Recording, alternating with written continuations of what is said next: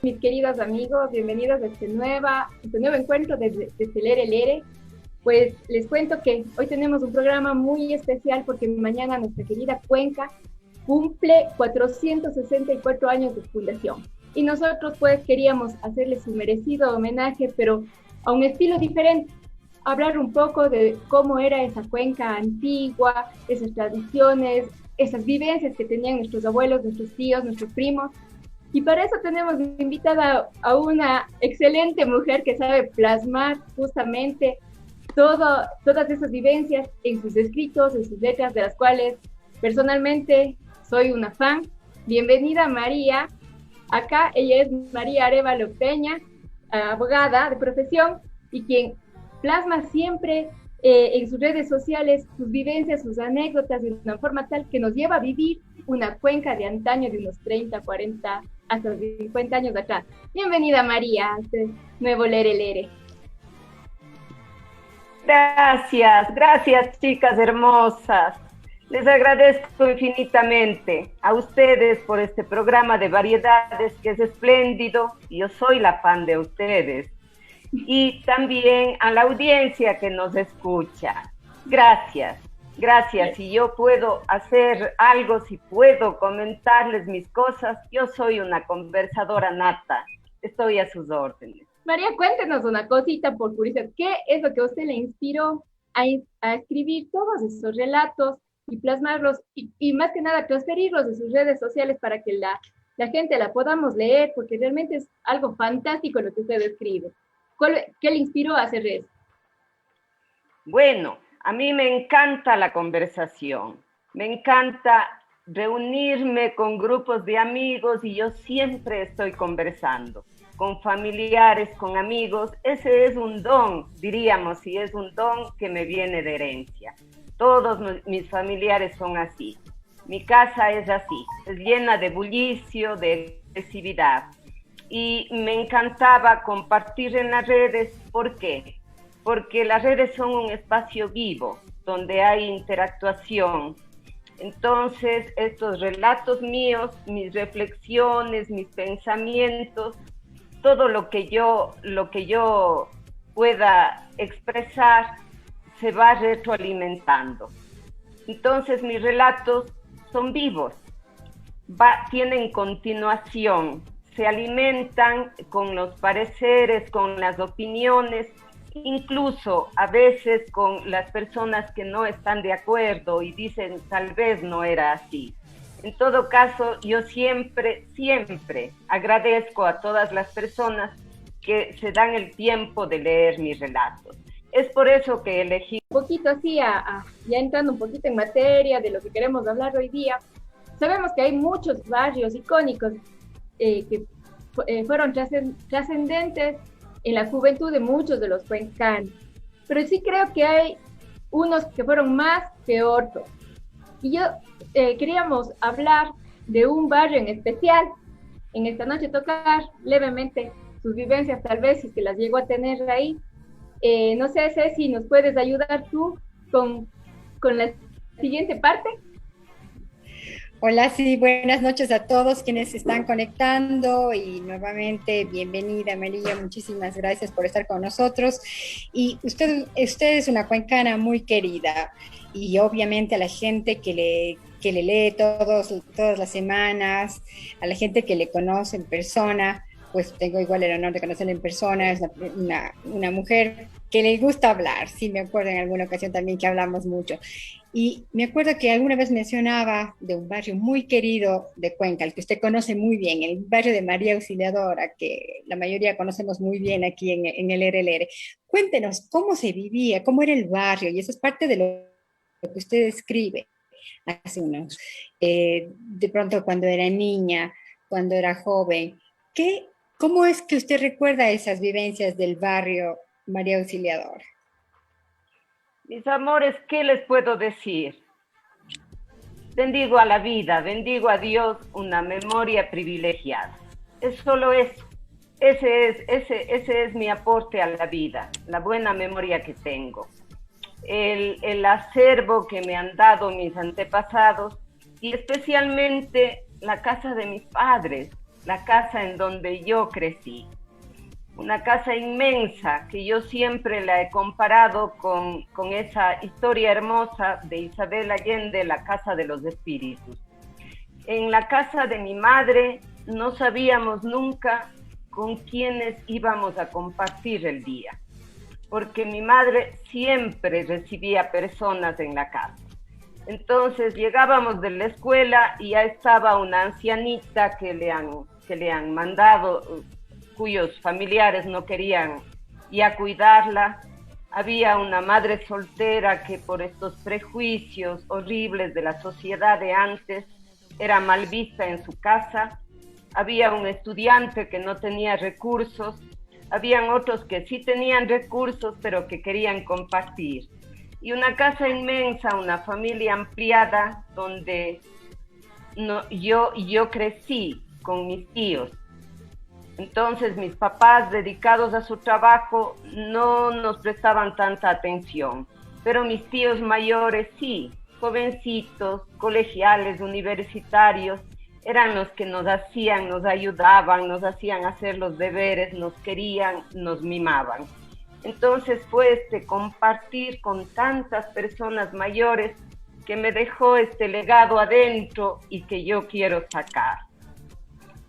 Y el barrio entrañable. Yo no soy precisamente del barrio de María Auxiliadora, pero fue el sino de mi vida. Ahí conocí incluso al hombre que amo, al hombre que es mi esposo. Mi madre era una persona muy estricta, que no nos dejaba salir siquiera. Como yo he contado en mis relatos, veíamos por la puerta, por el balcón, a los niños que se vestían en la calle. Pero nosotros no podíamos salir, mamá no nos permitía, salvo a los varones, y eso sí, después de una buena pizza, antes o después de las destapadas. Pero como mis papás son de una familia muy religiosa, entonces lo que sí nos permitieron es ir a la iglesia. Entonces, si les decía, sabe, mamita, que me voy a la iglesia porque allá hay un grupo juvenil, entonces, bueno, vayan a hacer algo. Porque para mamá siempre estaba antes el deber, la obligación, el sacrificio. Esa era su cultura. Entonces nos preguntaba qué hicieron. Sabe que compartimos con niños, que hicimos el pan, que hicimos el dulce. Eso era lo bueno. El barrio de María Auxiliadora era el barrio de todos. Yo no puedo decir que era solo mi barrio, no. Llegaban de toda la ciudad a ese espacio. Se reunían en la glorieta, en el parquecito tranquilo, a comer las golosinas de las tienditas que habían alrededor y la cita imperdible, entrar a la catequesis. Al comienzo, quien hacía esto, quien llevaba esto, era el padre Crespi. Entonces él, con su halo de virtud y santidad, nos cautivaba. Veíamos las películas, nos daba la leche clean y salíamos. Pero después hubo la iniciativa cuando llegó el padre Félix Rogia, que ahora ya falleció. Entonces hubo la iniciativa de formar un centro juvenil con jóvenes que fuesen los dirigentes de ese grupo y ayudaran en la parroquia. Yo era muy jovencita, yo tenía 13 años, pero en verdad tenía una madurez que me viene por estas experiencias que les cuento, y decidieron los chicos que yo también podía formar parte de este hermoso grupo, donde solo cabía la hermandad y la solidaridad. Entonces ahí no habían notas escolares, no habían prejuicios, porque nosotros de todas las condiciones económicos sociales estuvimos allí. Cada uno ayudaba desde sus fortalezas. A mí siempre me gustó la escritura. Escribir ha sido mi pasión. Entonces, el presidente del grupo de ese entonces, Daniel Salgado, que también ya es fallecido, él falleció prontito, me dijo: María Bonita, usted puede ser nuestra secretaria. Entonces yo a esa edad, a los 13 años, me inicié en este oficio de tomar notas de las reuniones, de llevar las actas, y también lo que hacía era ayudar en el bar del lugar.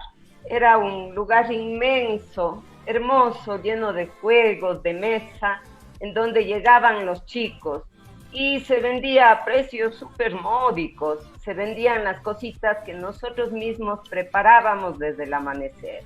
Entonces yo me levantaba a las 4 o 5 de la mañana para hacer el dulce de membrillo, para robarnos de la refrigeradora de nuestra mamá las cosas y llevar.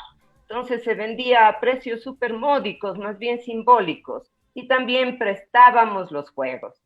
Y luego de eso, cuando ya los chicos estaban así cansados de eso, habían sacado sus energías, eran las reuniones de catequesis, en donde se impartían principios, en donde desde una forma abierta se conocían los problemas de los jóvenes, paseos, reuniones, todo desde una horizontalidad, porque ahí no habían jefes.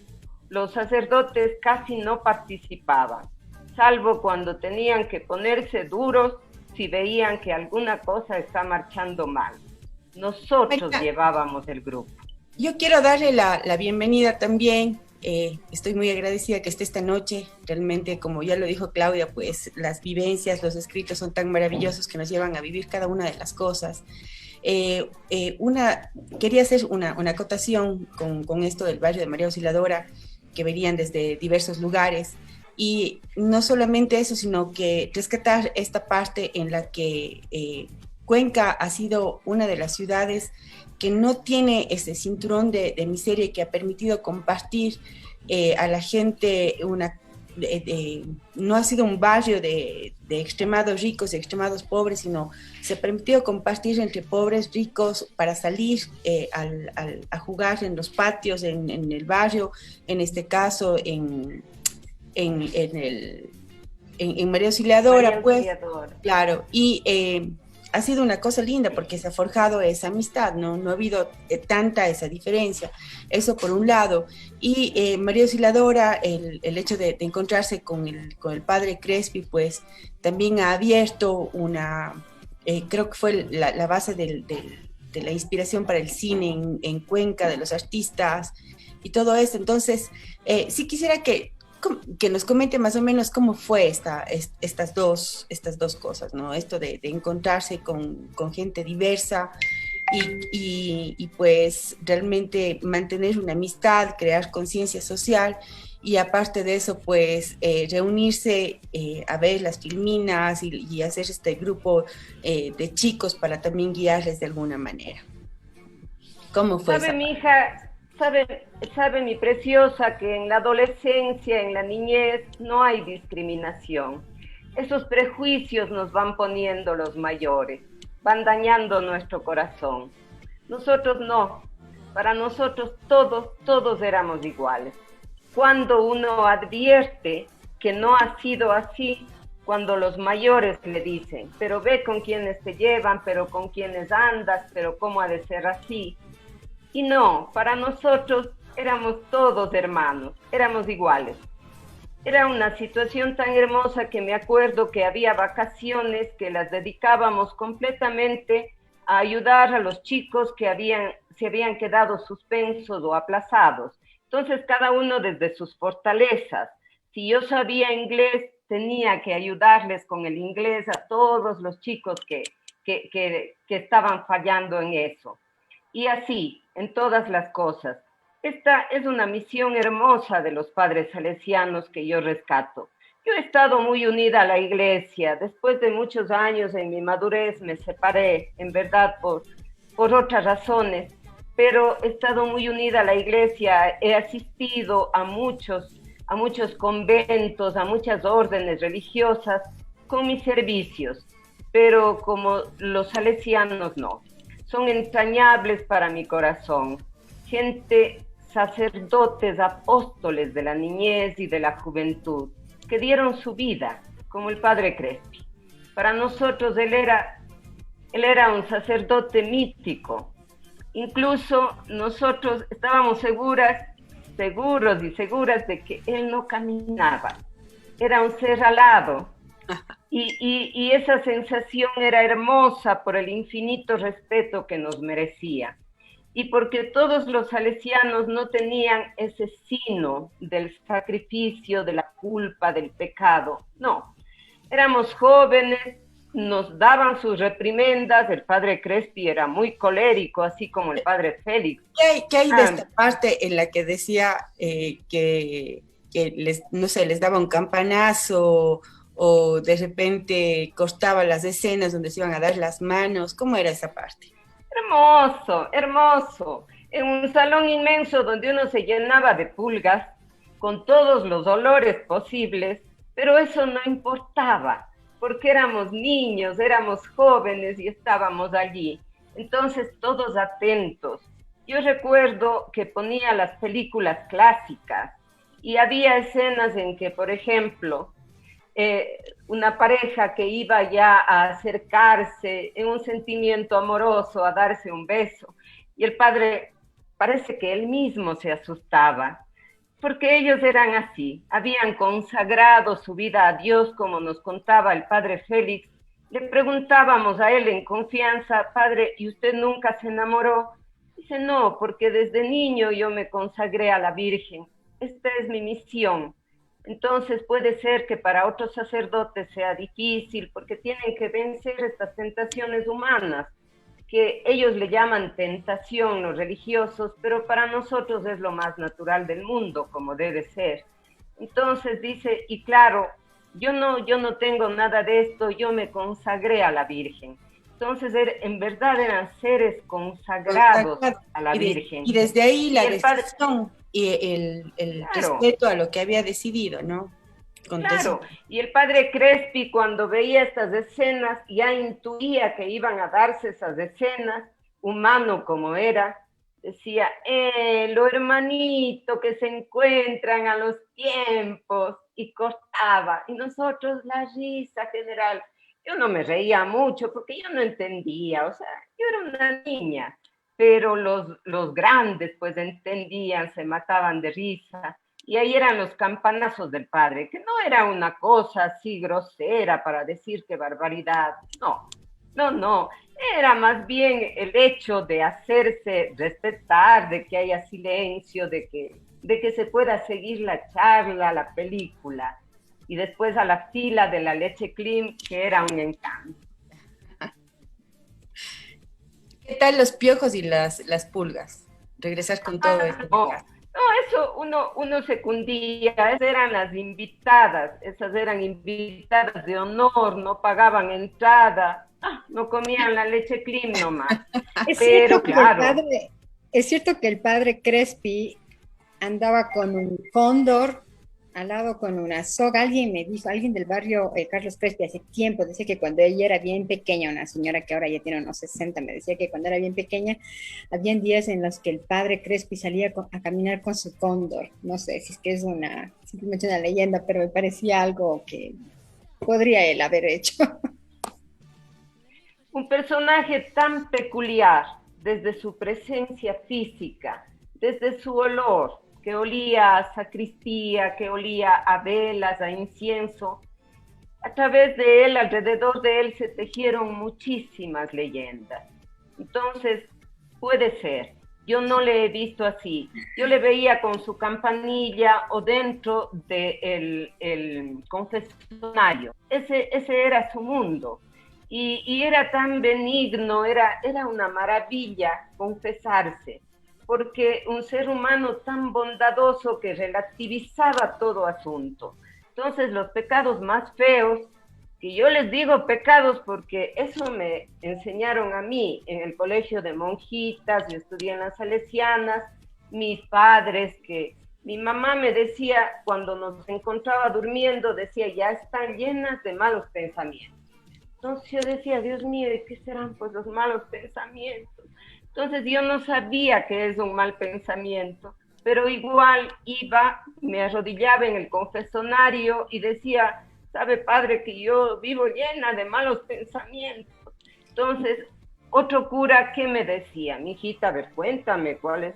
No, él decía, normal, no, de los niños es normal. Y después, 3 Ave Marías, comulguen nomás. Entonces, era esa emoción. Y les tocábamos la sotana y le olíamos y le cortábamos las barbitas sin que note. Y teníamos guardadas en la cajita, decía, yo tengo más barbas del padre porque el padre es un santo. Esas eran las leyendas. Puede ser que hubiera andado en verdad con este cóndor. Lo que sí tenía ese inmenso museo que ha sido controvertido hasta el punto de decir que él sacó nuestro patrimonio que llegó, cosa que yo no creo que él hubiera hecho con el afán de apropiarse, porque él entregó su vida a nuestra ciudad. Él no tenía patrimonio, No. Seguramente por esa situación de esta sumisión de derechos. Antes no había ese derecho al patrimonio que ahora es penado, hay conciencia sobre eso. Entonces, seguramente en un país como Italia, donde podían hacer investigaciones mejores, mandaba. Pero pensar que él hubiera robado el patrimonio del Ecuador, no. A él le robamos su vida, Creo que hasta el día de hoy las personas asisten al cementerio y se llevan las florcitas porque están seguras de que las florcitas les va a hacer el milagro. La gente deposita ahí y hay otras que se llevan. Dice que eso queda bendito. Quiero aprovechar este momento para saludar a todas las personas que se están conectando. Tenemos gentes de diferentes partes del mundo, incluso quiero mandarle un saludo a mi amigo Gastón de Argentina, y hay gente que nos ve también desde Quito, bueno, desde varios lugares en realidad, desde Nueva York. Quisiera también leer los saludos a María Arévalo Peña de Miriam Salamea. Nanda Maffer dice: felicitaciones María por compartir estas hermosas anécdotas de nuestra querida Cuenca, y felicitaciones a Lere Lere. María Belén Moncayo dice: un gusto aprender de las vivencias de mi admirada María Arévalo. Paulina Trujillo dice: hola María, qué gusto escucharte, saludos chicas, soy Pablo Balseca. Y bueno, quería que bajemos un poquito, ya se bajó el volumen. Muchas gracias por comentarnos. Su, ¿querías intervenir tú? Claro que sí. Buenas noches con todos. He estado calladita escuchando a María. Qué gusto tenerla aquí. En verdad a todos nos enamora escuchar esas historias de antaño, porque es parte de nuestras raíces. Han estado nuestros abuelos, han estado nuestros padres inmersos de alguna forma en diferentes barrios y sobre todo contándonos día a día varias historias, ¿no? En donde nosotros podemos no solo visualizar, sino imaginárnoslas. Entonces, hemos perdido un poco actualmente estas vivencias, sin embargo, eso es lo que nos alimenta y por lo que debemos continuar. Usted ha dicho, por ejemplo, que si bien el barrio María Auxiliadora no ha sido directamente suyo, ahí se formaron varias jorgas, se formaron varias familias de diferentes barrios, ¿no es cierto?, de la ciudad, pero también se formaron varias historias de amor. Por ejemplo, usted dice por ahí también que conoció el amor de su vida. Cuéntenos un poco de esas historias románticas de antaño. Uy, no, mi enamoramiento era idílico, pues. Fíjense, yo tan jovencita, sumergida en todas esas actividades, porque como dicen mis amigas, yo era una guagua vieja. Seguramente, ya digo, alimentada por todo ese acervo de mi familia y de mis antepasados, y con la R de la responsabilidad en la frente que me imprimieron las monjas salesianas. En verdad tengo muchas cosas que puedo decir en las que no estuve de acuerdo en la educación con ellas, pero sobre todo el cariño y el respeto. Para mí siempre fue un lugar en donde podía salir, donde podía sacar esa energía inmensa que tenía dentro y que en mi casa siempre fue reprimida. Entonces, así fue el barrio de María Auxiliadora. Fue mi segundo hogar, fue mi vida, la mejor experiencia que tuve. Y amiga como era yo de las cosas, nostálgicas, de las leyendas, de los misterios, ahí conocí a un jovencito que le encantaba dibujar. Tiene mi marido una mano prodigiosa, en verdad, él él dibuja y pinta hermoso.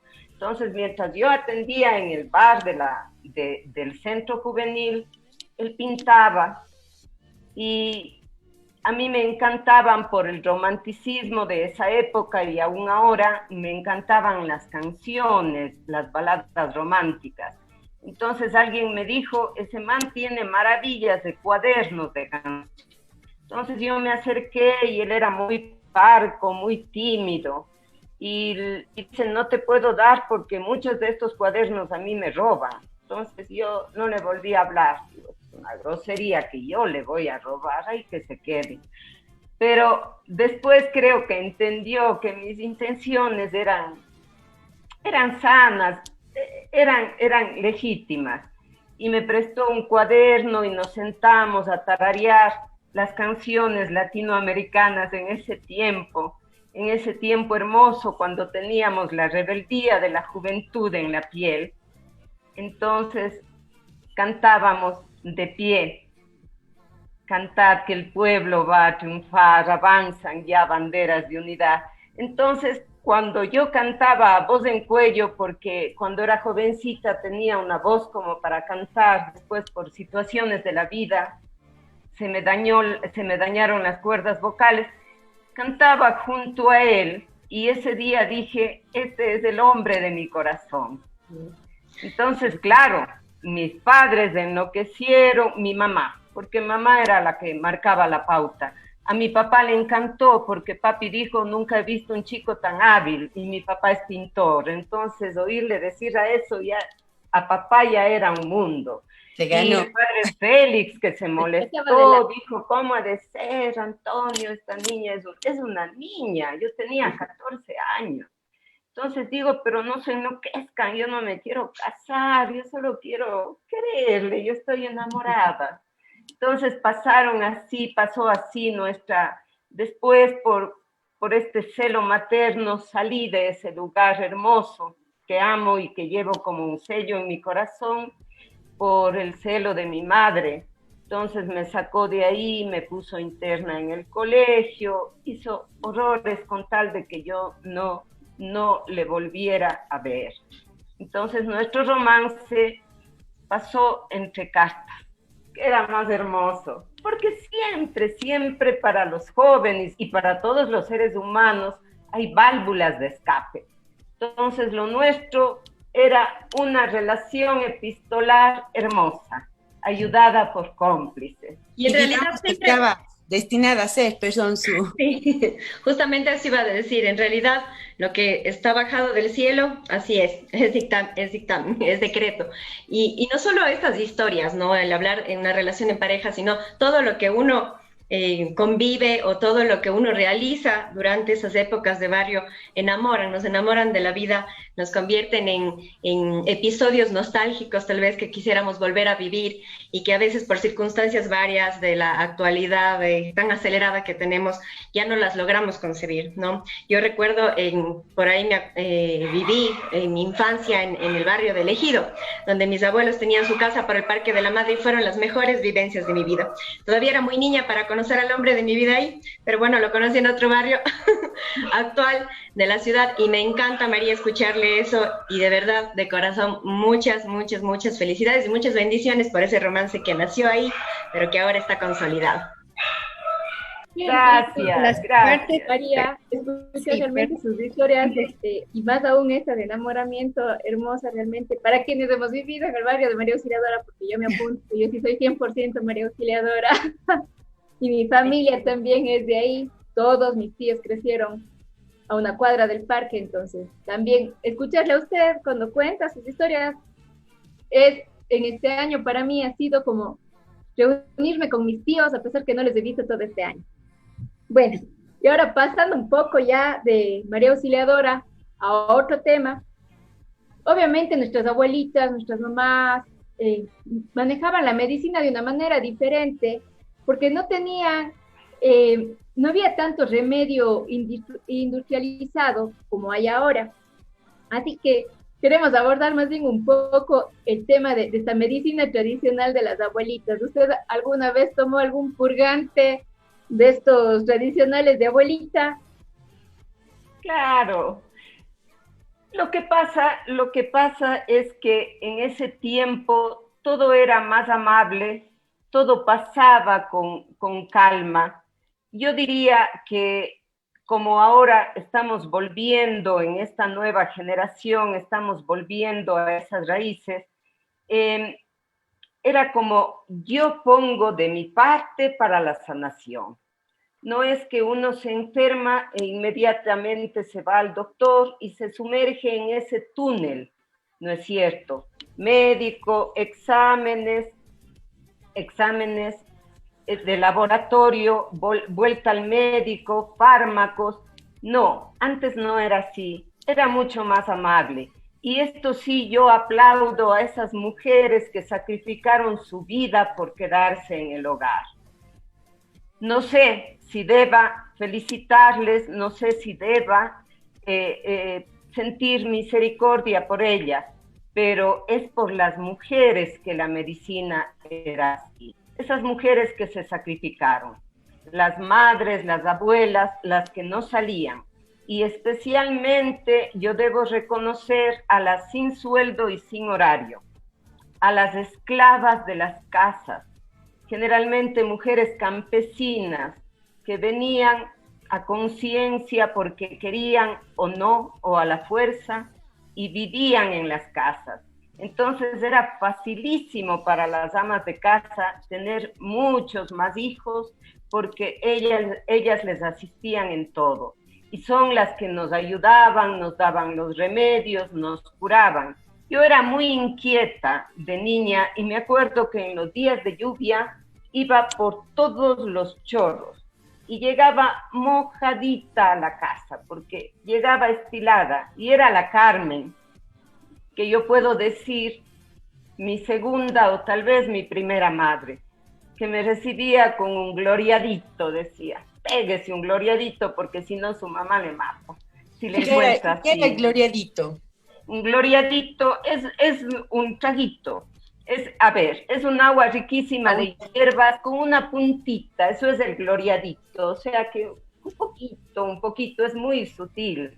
Entonces, eso nos daba la Carmen. Y decía, ya, ahora vaya a cambiarse. Entonces, ellas nos ayudaban en todo, incluso nos sonaban. Ellas tenían el látigo, que era un torcido de suela, un torcido inmenso, y ellas tenían la obligación de sonarnos. Ellas, digamos, estaban autorizadas para eso.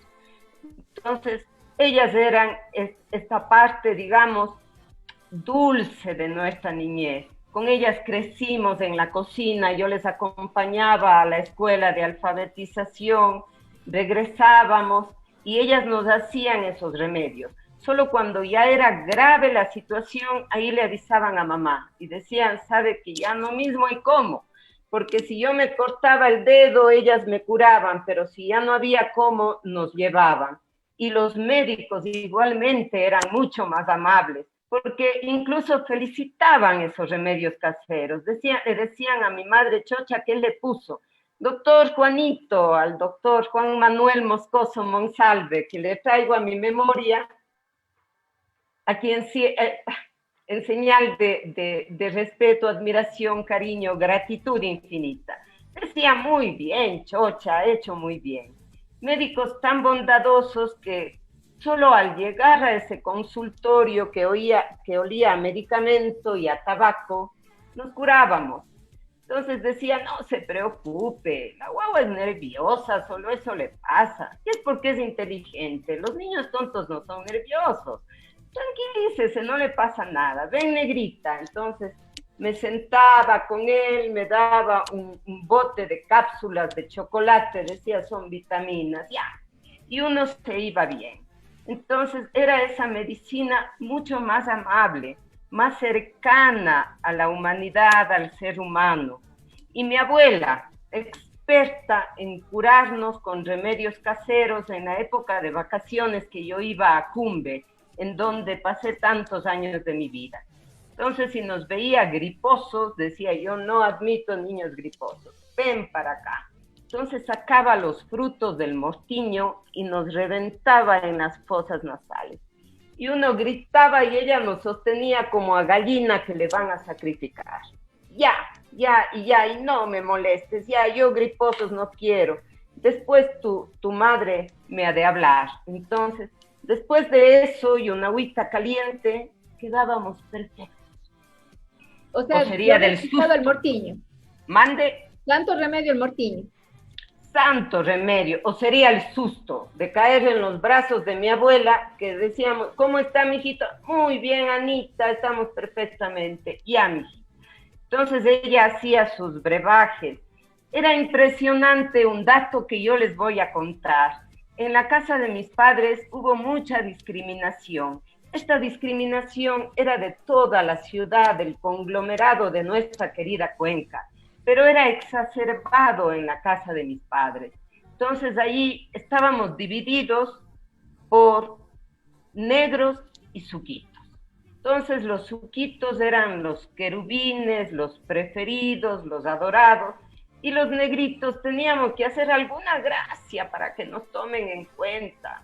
Entonces, si yo sacaba una libreta con solo 100, mamá decía, ay, qué bueno, siquiera sirves para esto, porque eres de una vez negrita. Entonces, era una cuestión que tienen ellas tan adentrado en su imaginario que parecía que les daba vergüenza sacarnos a la luz a los negritos. Y cuando yo estaba en la escuela, por ejemplo, las monjas con las que estudié no eran así. Eran muchísimas monjas italianas y más bien sería porque el tipo de ellas era diferente que a mí me querían. O sea, la María era para todo. Entonces, que voy a salir de esto, que voy a salir de aquello, que voy a hacer esto y lo otro. Y mamá sentía mucha vergüenza. Y pedía a mi abuela que prepare una crema especial, que nunca le pedimos la receta. Era una crema que sabía a cucarachas, a almendras amargas, y esa crema le dejaba a uno con un cutis de porcelana, como el de ustedes, mis hermosos. Y yo lucía esa piel blanca, y todavía mamá iba más allá. Decía, no está bien porque está la cara blanquita, pero el pelo, tenía el pelo negro azabache. Entonces me hacía con la peluquera del barrio, que era peluqueras del barrio, porque antes no habían esos gabinetes inmensos. Doña Blanquita Chiriboga, Blanquita, deme arreglando a esta guagua, ese pelo está feísimo. Entonces me ponían un tinte en polvo que era de estos que con una lavada se desvanecía. Entonces yo estaba lista para aparecer en público. Yo no les exagero, tengo fotos. Así era, así. Oiga, María, y ahorita que hablas de esto del pelo, alguna vez escuchaba a mi abuelita decir que mi bisabuela le hacía que se lave el cabello con ceniza. ¿Usted alguna vez escuchó algo de eso? Porque ella decía y que realmente el cabello quedaba hermoso, lavado con la ceniza. Es que es el carbón activado, es como el dentífrico para los dientes. Entonces es carbón activado, es excelente. A nosotros nos lavaban el pelito con ihuila, con ceniza, nos ponían zambos y tenían los chicos que tenían el pelito muy lacio, entonces nos peinaban con zambo. Había esa serie de cosas para los niños, porque a la final, después de que éramos, yo digo en mi casa, prácticamente números, pero para una presentación teníamos que estar bien. Entonces, sí, todo eso, por supuesto. Y para claro, que crezca el pelo. Y a nuestras abuelas y a nuestras mamás, bueno, mi mamá ya cumplió 80 años, ¿no? Así es que realmente ella también vivió mucho de esas historias y para ellas era tan importante el que dirán, ¿no? Si es que van a salir, álzate el pelito, o sea, ¿cómo vas a estar con el pelo suelto? Cosas así, increíbles. Vamos a leer un poco de saludos, se sigue conectando la gente con nosotros. Jimé Machado manda un saludo, excelente programa, nos dice, saludos Jimé. Esteban Valareso, también excelente programa, un saludo para usted Esteban.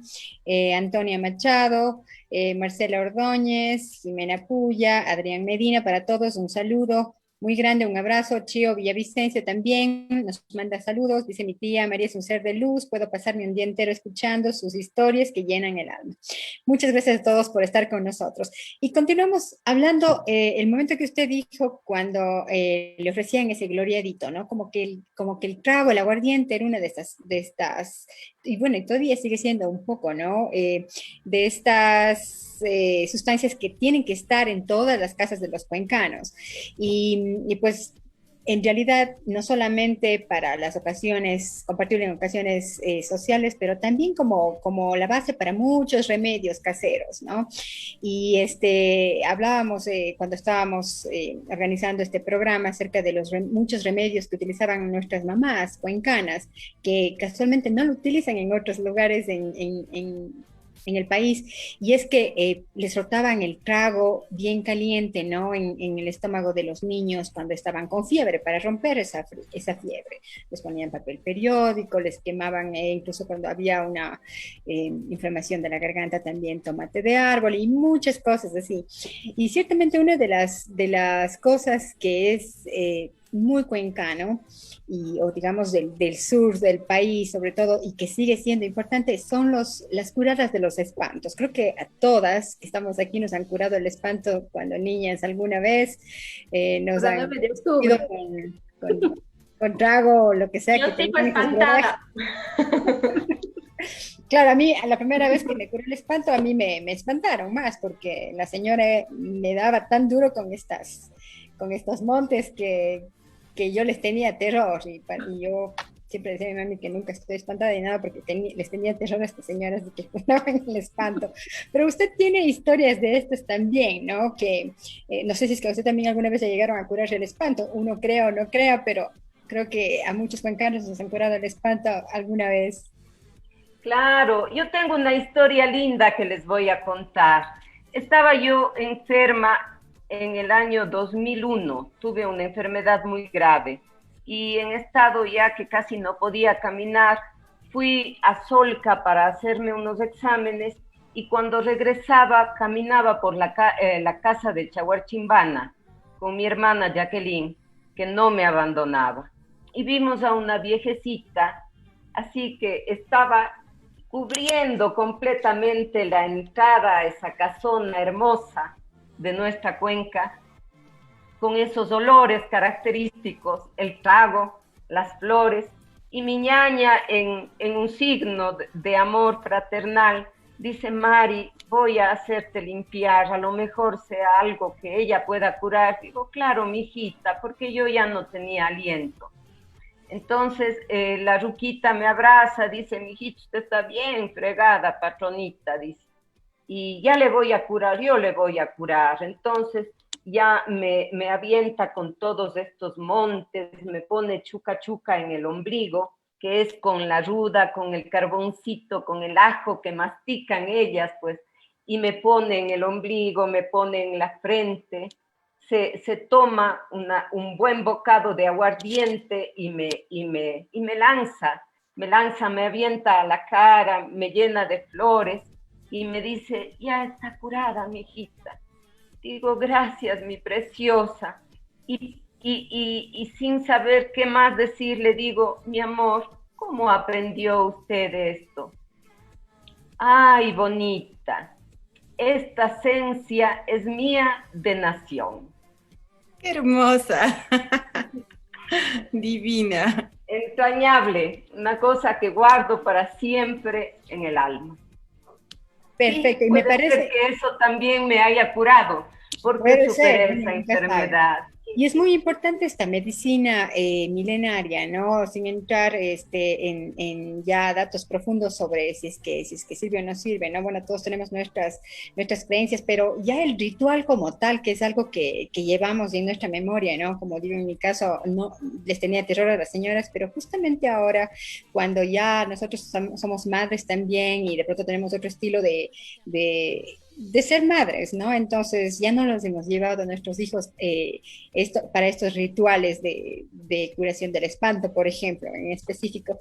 Y justamente ahora en Cuenca veo que hay un grupo que se llaman las Hierbateras, que han abierto un local ahora en la Juan Jaramillo y Borrero, en donde están justamente, han reunido este grupo de señoras que vienen pues de las parroquias cercanas a curar el espanto los días jueves y los días viernes.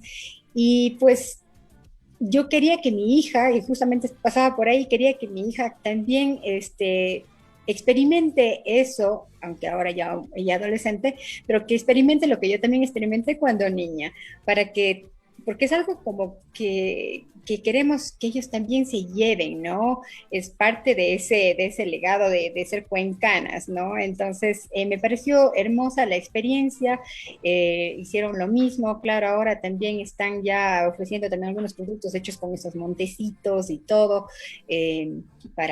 para uno curarse, incluso hasta jabones. Esto me pareció divina la idea, hablando justamente de que se debería mantener estas tradiciones, estos rituales, y por qué no, si es que son, si es que al final ayuda, y mucha gente pues dice que sí los ayuda, pues me parece también excelente que mantengamos estas tradiciones cuencanas. Hermoso, es que es todo el ritual unido al remedio, ¿no es cierto? Entonces no es el hecho de prescribir en un frío papel, volar a comprar y tomarlo, no, es esa mano amiga, es esa persona que tiene esa fe puesta en uno, ¿no es cierto? Entonces, yo creo que sí, que es muy importante, es esa medicina más humana. Esto se ha oído desde todas las generaciones. Yo creo o no, siempre lo he hecho con mis hijas. Mi suegra era experta en curar el espanto, entonces yo con esa fe, con esa confianza, les ponía a mis hijas en manos de ellas. Y también en este barrio en el que vivo ahora había una señora tradicionalmente curandera, a donde venían en carros, venían incluso de otras ciudades para hacerse curar. No, es bien importante. Además, ellos saben, porque el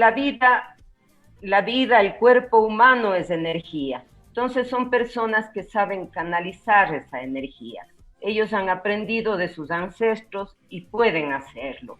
Yo siempre apuesto por eso. Para mí, antes que cualquier médico, siempre estoy pensando en no habrá alguna solución más sencilla, más humana, más amigable, que esté de pronto en nuestra cocina. Y maridos... Perdón, sí. En algún momento hablábamos acerca de que sí, de que, por ejemplo, esto de la cura del huevo tiene ya que pasar el huevo recoge la energía y eso ya está comprobado. Un aval científico. Sí, y que bueno, antes se pasaba esto de tradición en tradición, pero ahora ya también se puede estudiar estos remedios, estas medicinas alternativas, digamos, ¿no? Y que realmente nos hacen mucho bien. Yo creo que cuando era niña estuve tan enferma, muy mal, ya no comía, solo pasaba durmiendo y todo. Y justamente fue mi abuela la que decidió hacerme algunos baños y algunas curas del espanto, que yo no tenía idea qué era eso, y que también me cogió desprevenida este soplo, y que yo no quería saber nunca más de eso. Pero en realidad me acuerdo tanto porque dormí plácidamente y cuando me levanté ya estaba bien, ya me sentía bien, ya quería comer, tenía hambre. Entonces, y desde ahí no he parado, pero bueno, en realidad es maravilloso, ¿no? O sea, son estas energías que se transmiten y que van limpiando. Y no solamente eso, yo quería regresar un poco hacia la parte que hablaba usted del doctor, porque también hablábamos hace algún tiempo acerca de que el doctor, cuando iba donde el doctor, digamos, no tenía cómo más verle, no habían especialistas, y se veía pues a través de las muestras tomadas hace ratito solamente el color, nada de análisis químicos ni nada, sino así solamente la vista.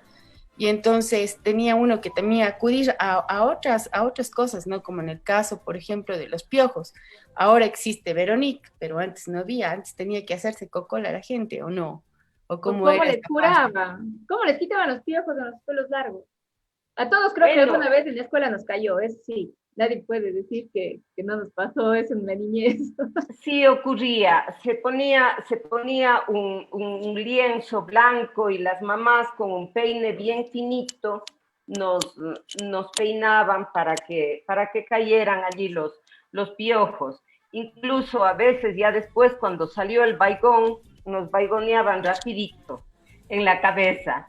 Sí, estas cosas siempre han habido, de toda la vida. Pero en verdad es la medicina holística la que está. A mí me ha salvado, por ejemplo. A mí me ha salvado. Son cosas tan hermosas, recuerdos que se quedan en el alma. Yo recuerdo cuando iba al consultorio del doctor Juan Manuel Moscoso, él llegaba al paciente y nos hacía orinar. Entonces tenía un frasco transparente y decía, orina aquí. Entonces uno le entregaba ya la muestrita y decía, mijita, estás llenita de parásitos. Esto nomás es, ya te vamos a dar una bebidita. Entonces, claro, era la experiencia infinita de estas personas, además que eran médicos de familia que conocían el modo de ser, la cultura, la forma de vida de la persona. Porque ahora uno va al médico y no le preguntan mucho sobre sí mismo. Le preguntan qué tiene, qué dolor tiene y cómo es. Y punto, entonces estudian, ¿no es cierto?, la enfermedad y el fármaco que puede curar. Pero no le estudian a la persona, a su condición, porque es la condición del ser humano la que genera la enfermedad. Entonces, si yo soy una persona muy nerviosa, voy a tener que ser de pronto taquicardias, por ejemplo. Entonces, es así. Entonces hay que atacar al centro, a la matriz. Eso es lo importante de esta. Gracias a Dios que ya hay esta nueva era, ¿no es cierto? Entonces, con esta New Age ha llegado todo este torrente, este bagaje que estaba guardado en las cocinas, que estaba preterido, porque desgraciadamente, ya digo, nosotros, los cuencanos, y creo que en el Ecuador en general, hemos discriminado mucho la sabiduría popular. Eran cosas de la cocina, eran cosas solo de las mujeres. Cuando de esas mujeres nace el potencial, la sabiduría, el hecho de que estemos aquí, de que estemos vivas, de que estemos con energía. Les debemos a ellas, que nos criaron y nos cuidaron. La labor de cuidado es infinitamente dura, es la más pesada, es la que ahorita está manteniendo esta pandemia. Entonces, ahorita con la pandemia igual hemos vuelto a esos remedios caseros, a esa bondad de la naturaleza, a buscar en esas personas sabias que han estudiado o que no han estudiado, pero la experiencia les dicta, ¿no es cierto? Yo tengo un ejemplo clarito de eso. Cuando mi hija mayor era muy chiquita, pequeñita, los médicos, el pediatra, porque era la moda del pediatra, entonces yo le llevé donde el pediatra, y sin denostar a ninguno, que yo les bendigo y les agradezco, por supuesto, pero el pediatra me dijo que la niña tenía osteomielitis, y que había que hacerle una cirugía para reducirle un poquito del hueso en donde estaba la infección. Entonces yo, desesperada, porque no tenía para la cirugía, en tiempo de pobreza inmensa, era estudiante, entonces desesperada por eso le conté a mi madre y dijo, llévale donde el doctor Juanito, está viejito, pero le ha de ver a tu guagua porque nos quiere mucho. Entonces me acuerdo que le llevé, pero sin despistar de mi mente que tenía que operarle. Simplemente dije al doctor Juanito es anciano, pues él a la final no sabe. Yo a mi hija le llevo donde el pediatra y le operamos. Y cuando él le vio, me dio entró a su botiquín y me dio una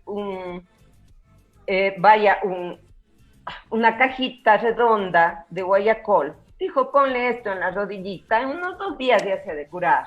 Dije, doctor Juanito, ¿qué le pasa? Tiene osteomielitis, aquí están los exámenes, las radiografías. Entonces él revisó los estudios. Digo, eso diagnosticó un pediatra.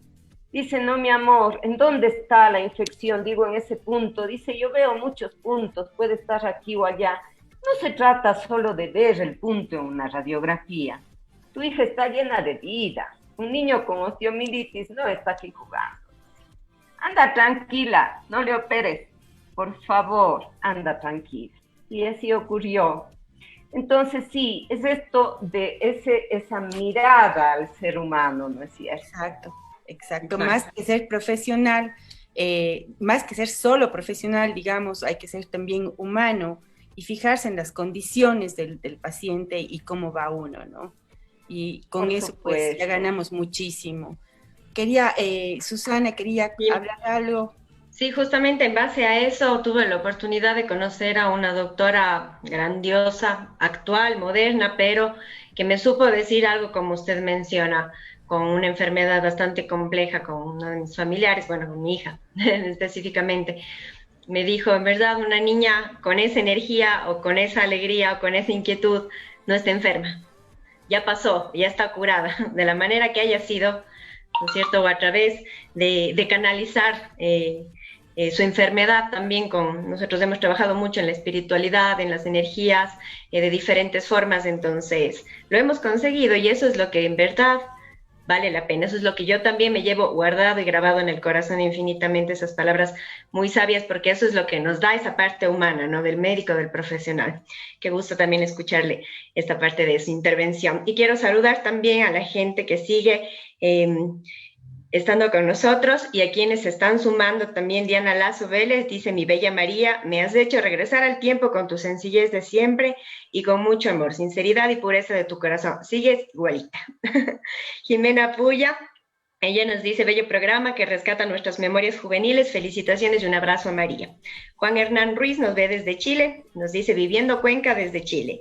Gaby Machado dice: mi muñeca María, felicidades, te amo.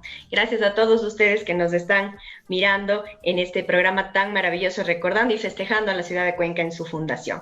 Ahora también que estamos hablando de todas estas cosas de antaño, qué bueno que es saber, por ejemplo, de estas aguas medicinales. Y como usted bien lo ha dicho, ahora yo creo que gracias a la pandemia hemos vuelto a la naturaleza, hemos vuelto tal vez a esas raíces que definitivamente son las que nos llenan del verdadero valor, ¿no es cierto?, de la verdadera salud.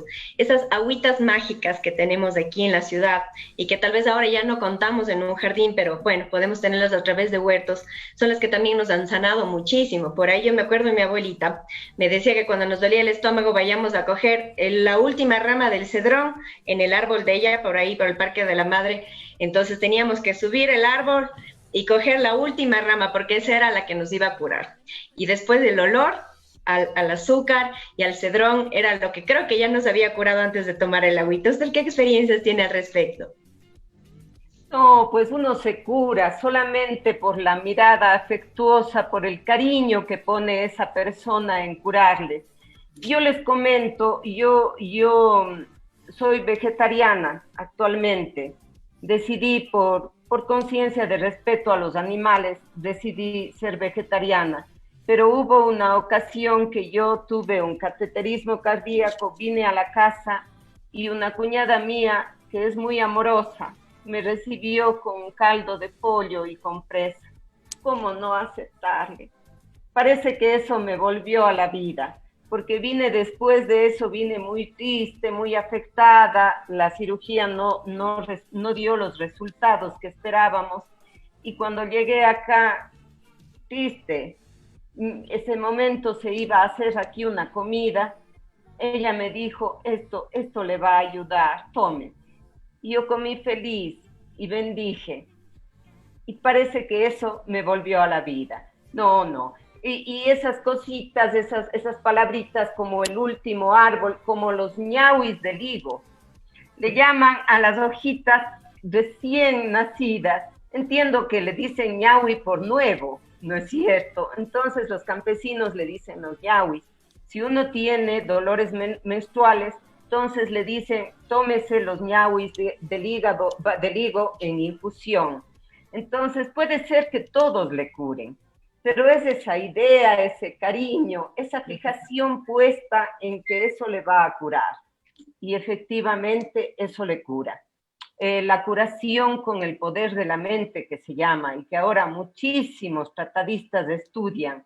Hay Deepak Chopra, por ejemplo, a quien yo le sigo mucho. Él dice: la vida es como es tu mente, ¿no es cierto? Entonces, no es que la enfermedad viene por un sino funesto, no, la enfermedad es el resultado de nuestros pensamientos de nuestras acciones, de nuestras relaciones con el entorno. Esa es la enfermedad. Entonces nosotros somos los protagonistas de nuestra curación, como antes. Hay que buscar primero volvernos sobre nosotros.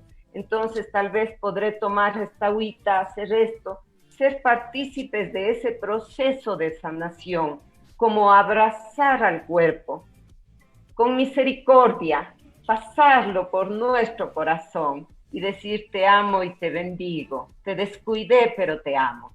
Entonces esa es la medicina de nuestras abuelas, la medicina natural, que es absolutamente efectiva, además por los lazos de afecto con la persona que nos cura. Y sobre todo lo que estamos haciendo ahora, creo yo, que he aprendido mucho de ese pasado, es que por ahí cuando alguien está delicado de salud aquí en mi casa y yo puedo prepararle algo naturalmente, siempre me dicen, ¿qué hiciste? Y puse un poquito de amor y en verdad se le pone mucho amor.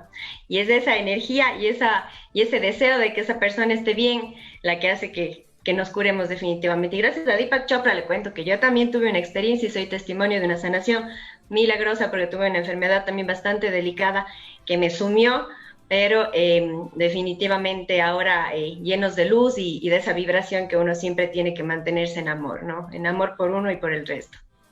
Gracias por su intervención, mi querida María. Continuamos. Exacto. Sí, mi querida María, yo estaba revisando que esté con el micrófono prendido.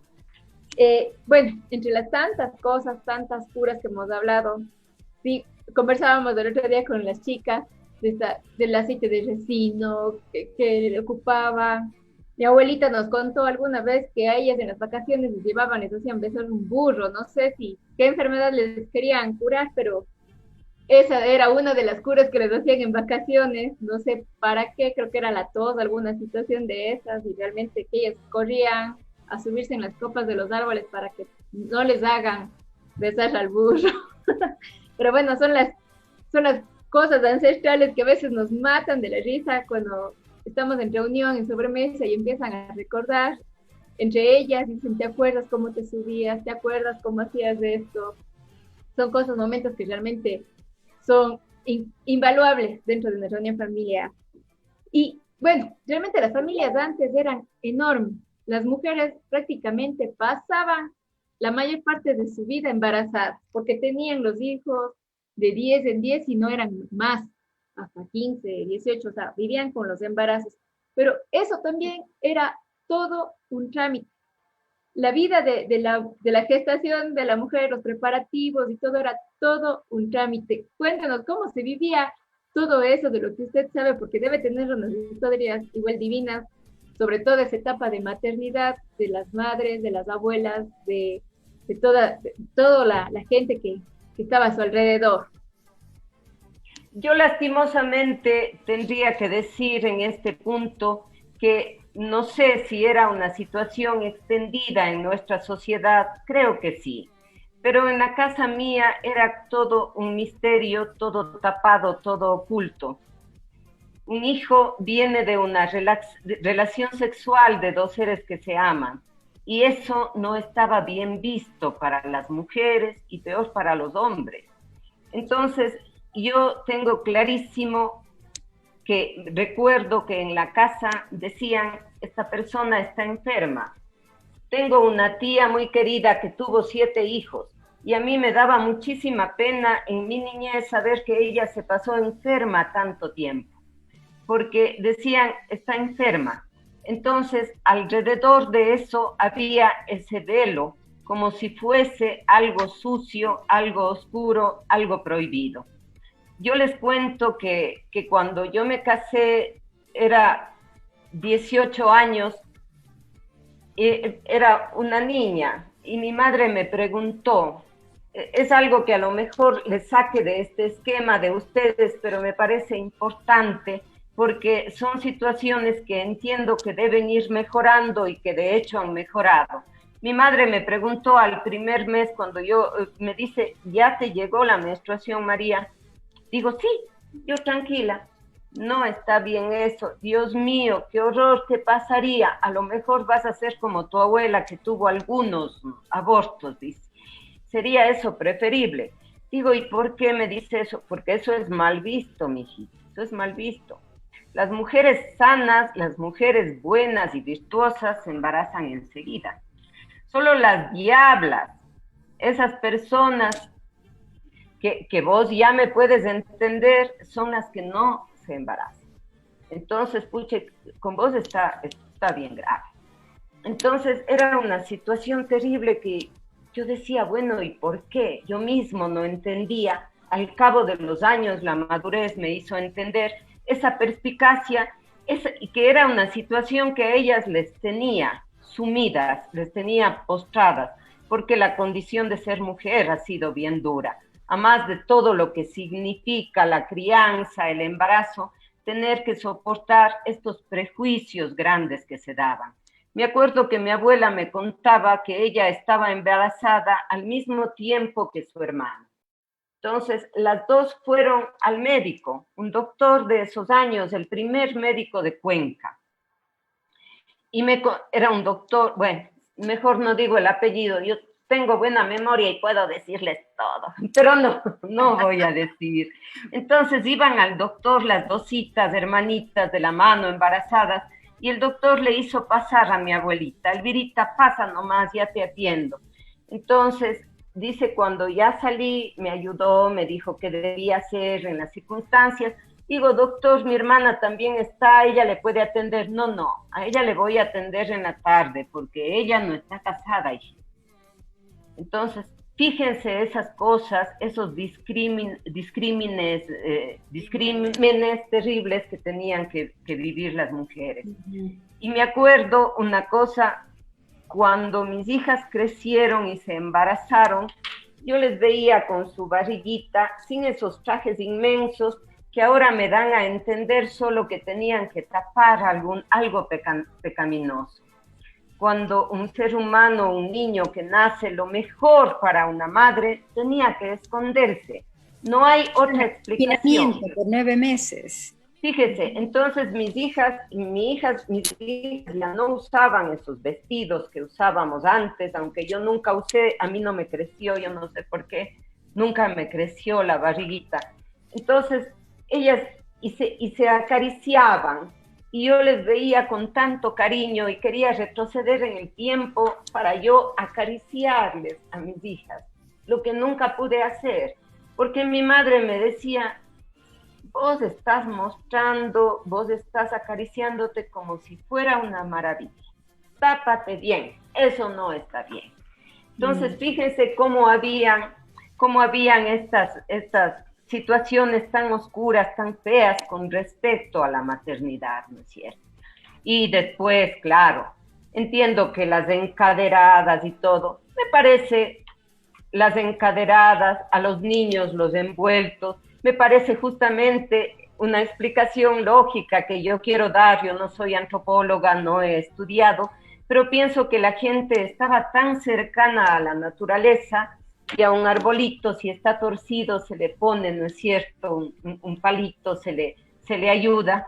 Entonces, por eso es que a los niños se les amarraba las piernitas pensando que iban a deformarse, que a las mujeres se les encaderaba pensando que iban a dañarse. Pero entiendo que todo esto es solamente el sinónimo del cariño y del cuidado, que en esos tiempos era mucho más vívido, se podía ver más, porque era un tiempo en que las mujeres no habían incursionado en el mundo laboral y, solidarias como somos, estaban siempre listas en la casa de la parturienta para ayudar. Yo recuerdo a mi suegra que me contaba que la hermana de ella, Estelita, llegaba a su casa desde lejos, desde el Tambo, solo para ayudarle, 1 mes o 2 hasta que ella se pusiera bien. Entonces, estas cosas son hermosas. Estas cosas son muy diferentes a que una jovencita salga de la clínica y vuelva incluso a una vida laboral, porque tiene sobre su cuello el pendiente de que puede perder incluso el trabajo.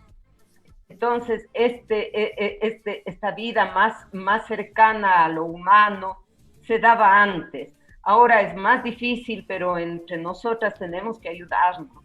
Tenemos que ayudarnos para que las mujeres puedan vivir esta etapa hermosa en las mejores condiciones. Una que ya no vuelve. Así es, muchísimas gracias, María. Y tenemos un montón de mensajes también de manera interna, nos están llegando, y justamente nos ha escrito Fabiola Vázquez Peña, dice saludos a todas, un excelente programa. Ella tiene, bueno, no, ella no tiene una pregunta, pero también tenemos una pregunta de Juanjo Martínez, de José Luis Monsalve, dice: mi abuelito era uno de estos médicos antiguos que veía pues el estado de salud de una persona a través de sus muestras, solamente así poniéndole contra la luz, y cosas así, ¿no? Una de las preguntas también interesantes es que, bueno, en la cuenca antigua, o tal vez no tan antigua, dice, los enamorados cuencanos se reunían en el Parque Calderón, se daban las manos, no se saludaban de beso jamás, y pues iban a tomar, ya los un poquito más familiarizados, un poco más osados, iban a tomar un helado en el local de donde ahora es La Colmena, y a comer galletas. Entonces eso también, muchas generaciones, tal vez nuestros abuelos, podemos hablar, han conocido, ¿no?, las primeras heladerías en Cuenca, como era La Colmena. Me parece que todavía siguen vendiendo hoy en día los helados, ¿no? Y tantas historias así. Bueno, hay otras preguntas más que ya en honor al tiempo ya no nos van a disculpar, y tendríamos que hacer definitivamente una continuación de estas historias cuencanas. Son un montón acerca de los grupos juveniles también, de los primeros grupos de música protesta, de música latinoamericana. Bueno, hay un montón de preguntas que nos siguen llegando, pero estamos avanzando en el tiempo. Y ya, no sé si es que tú, Claudia, tienes algo más. Sí, quería conversar justamente con María, porque retomando el tema de los embarazos y todo, realmente era un punto de unión también familiar, porque los embarazos, los partos no se daban a luz en una clínica, sino eran en las casas, y los preparativos eran enormes, desde el agua para el parto, el médico o la matrona iba a las casas, y todo era un ritual. Un ritual. ¿Cómo era ese ritual? ¿Usted vivió alguna vez algún ritual de esos, o le contó a su mamá cómo vivió ese ritual? Tal vez. Mi madre era una mujer de trabajo. Ella siempre ha sido atípica, rebelde, contestataria, anárquica por naturaleza. Entonces ella decía, justamente por este sentimiento de que el cuerpo no debe ser tocado por nadie, de que no debe ser visto, qué sé yo. Mamá tenía una matrona, doña Anita Fajardo, que fue una persona que hizo ver la luz a muchísimos niños en Cuenca. Entonces, mamá decía que ni se le notaba a ella el embarazo. Mi mamá es muy alta y es gordita. Entonces dice, no, a mí no se me notaba, y yo heredé esa condición. A mí nunca se me notó el embarazo. Entonces dice, un poquito antes yo ya preparaba la ropita y todo, y mi abuelita llegaba para la ocasión. Entonces preparaban efectivamente el agua que pedía la matrona, la partera, ¿no es cierto? Entonces los niños tenían que salir. Fíjense, cómo era esto, una situación como un poquito oculta, como que así era antes, como que no debe estar a la luz.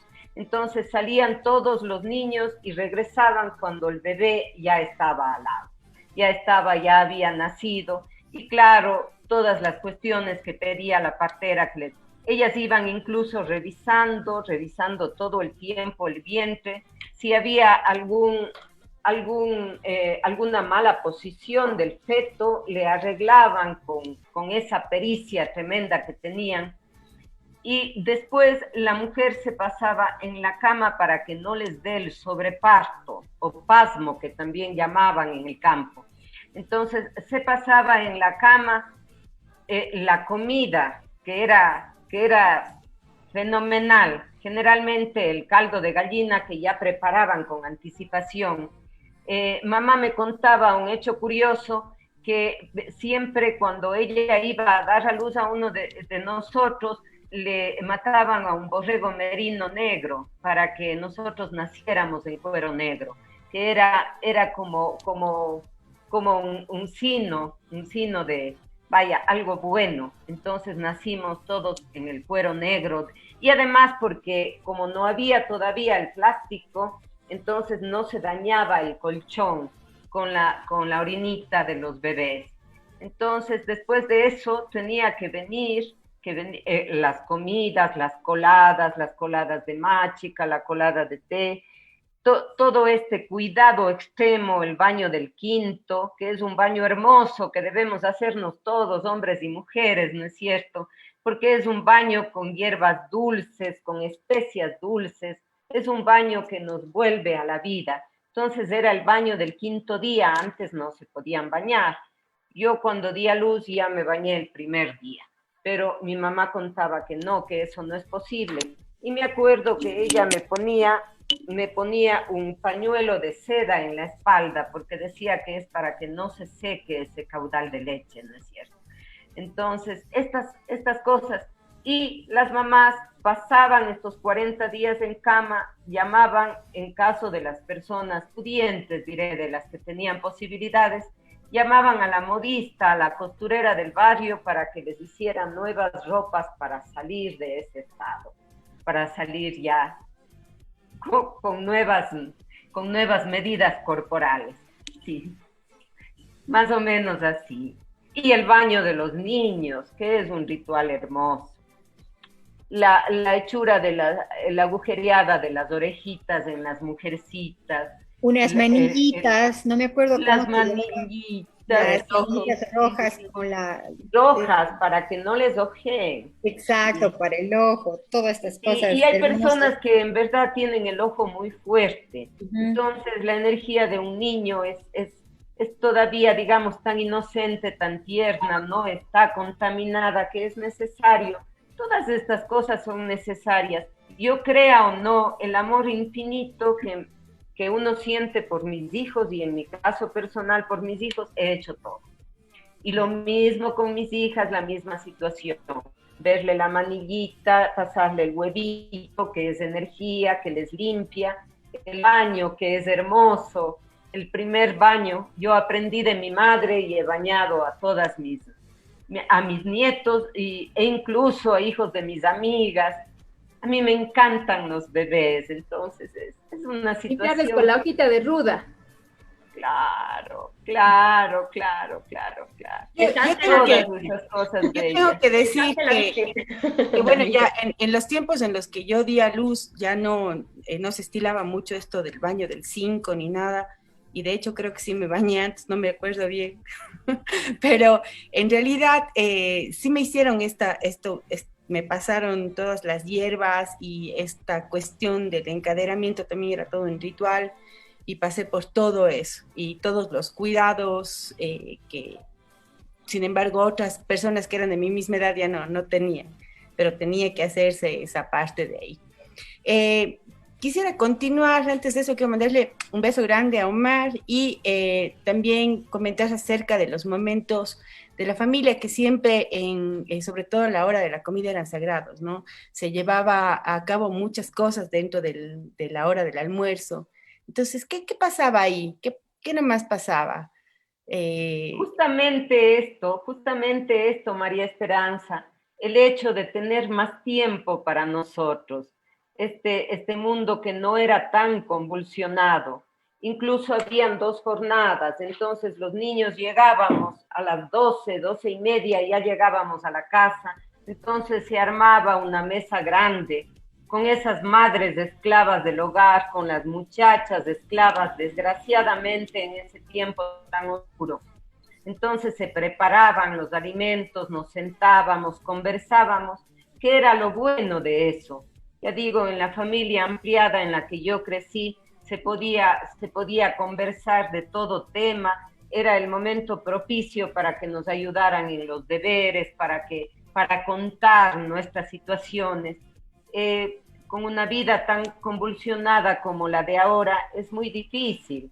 Hay mucho esto de la jornada única, y a la mesa del almuerzo no nos une tanto, pero en todo caso, hay la posibilidad de que nosotros busquemos esa ocasión. En los barrios tradicionales, como en la casa de mi suegra, era hermoso. Ella preparaba el café, ese café rico, pasado, hirviendo, negro, y preparaba, íbamos a ver el pancito, se hacían chumales, porque la vida era más tranquila. Tomábamos todos, tomábamos juntos, conversábamos. La casa de mis suegros era abierta, es más, no tenía seguridades, les aseguro. Entonces ahí llegaba todo el mundo, llegaba gente del barrio, de todas las condiciones sociales. Unos traían pancito, otros no, y generalmente mi suegra horneaba. Entonces yo recuerdo esas tardes hermosas, esas tardes tan plácidas, donde nos dedicábamos a tomar el café.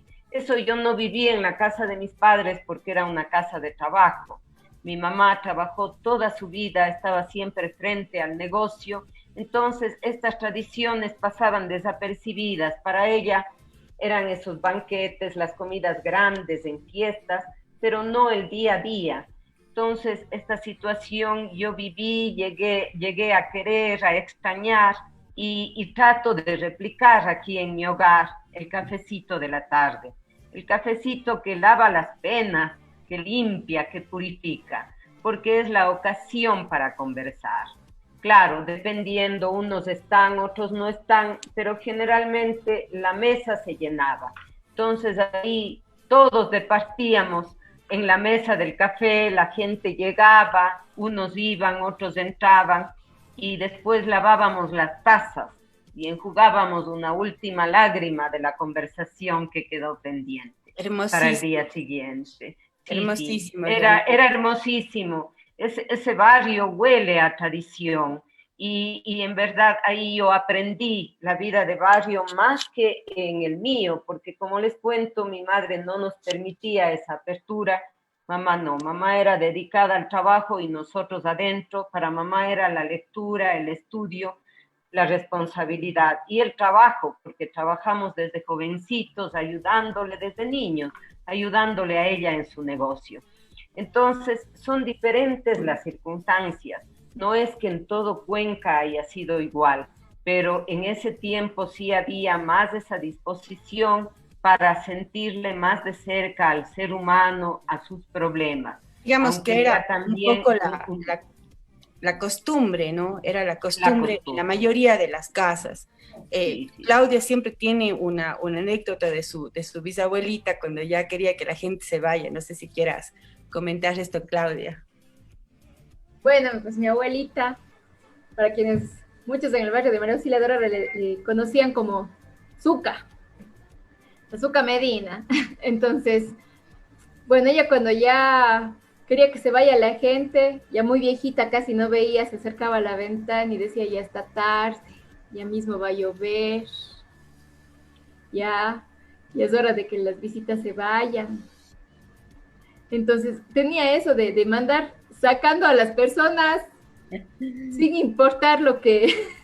Pero ya muy viejita, porque de ahí la casa de ella también era una puerta abierta a una infinidad de gente. Sé que de lo que han contado mis tíos, siempre era una casa de reunión y de comida en exceso en las festividades. Pero ella era muy chusca ya de viejita, en su afán de hacerse sentir. Sí, hermoso. Las comidas en exceso. Yo recuerdo en la casa de mi madre que ella es habilísima para la comida. La víspera de la fanesca nos tenía a todos en una mesa gigante, a donde llegaban, ya digo, agnados y cognados, porque mi casa siempre era llena de gente, y todos, absolutamente todos, pelábamos los granos, porque mamá tenía esa particularidad de hacer la fanesca con granos pelados. Ella decía, no tiene por qué irse ninguna corteza de ningún grano. Entonces le sacábamos esa cáscara finita a todos. Entonces era el trabajo, porque al día siguiente era ese potaje gigantesco, la fanesca. ni se diga el motepata. Y hacían Claro. unas ollas muy grandes, ¿no? Las mamás tradicionales. Mi mamá, yo me acuerdo que ella hacía unas ollas gigantes y nosotros le decíamos, pero ¿por qué hace tanto? Es que hay que convidarles a las vecindades. Entonces, y llevaba ya en sus containers y nos mandaba a dejar a los hijos a las vecindades la fanesca. Y luego las vecindades mandaban de regreso otras fanescas. Era una época increíble. Estas pailas gigantes. Ajá. Hermoso. Yo tengo un relato sobre el Chorro, el barrio que me acogió. Ahí era así, ahí llegaba toda comida típica, tradicional, llegaba en ollitas de fierro enlosado y se regresaba la persona con la porcioncita que le preparaba también mi suegra.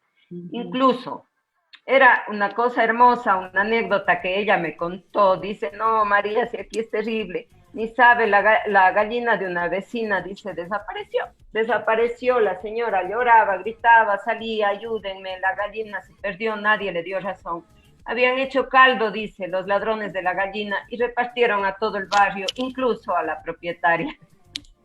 Era así, en los barrios era así. Y aquella señora que hacía el pan y exhibía en un canasto inmenso en la ventana de su casa, para que vean que tiene un buen pan. Porque también era así esa competencia, ¿cuál mujer es más guarmi? Eran esas competencias entre mujeres que nos metió en verdad ese tiempo oscuro de patriarcado. Esas eran las pequeñas peleas de barrio. En estas fiestas de Cuenca, en realidad estamos todos pasando bueno, es un día muy, muy especial en nuestro país, pero hemos querido también salir un poco de todo ese montón de información que tenemos y no olvidarnos de que estamos también próximos a celebrar y celebrando ya, de hecho, las fiestas de Cuenca. Y pues por la época de la pandemia ha sido otro año más, una celebración bastante diferente, ¿no? A las acostumbradas, y pues qué hermoso que estemos conversando con usted sobre esa Cuenca de antaño, estos recuerdos que nos hacen volver a vivir, nos llenan de nostalgia, pero al mismo tiempo nos hacen sentir muy bien de que nosotros también llevamos en lo que es ser cuencano. María, quiero agradecerle enormemente. Bueno, el tiempo ya realmente nos apremia y quedó corto. Realmente nos ha quedado corto porque hay tantas cosas de las que quisiéramos hablar y realmente se nos quedó el tiempo realmente muy pequeño. Quiero agradecerle a todas las personas que se nos conectaron hoy día, a toda la gente que ha mandado saludos. Hay una infinidad de saludos, María, para usted. No vamos a alcanzar a leer realmente a todas las personas, pero les agradecemos enormemente el estar aquí hoy, precisamente hoy que estamos con el nerviosismo de las elecciones presidenciales y sin embargo ustedes han dedicado ese tiempito para dedicarse a ver este programa especial, retrocediendo el tiempo a esa Cuenca antigua y nos han dedicado ese tiempito a nosotros. Les agradezco de todo corazón, creo que todo el grupo de las chicas del Lere Lere agradecemos que hayan estado hoy con nosotros y nos hayan acompañado en esta velada con María, que es una invitada realmente hermosa. Le agradezco enormemente, María, su presencia aquí.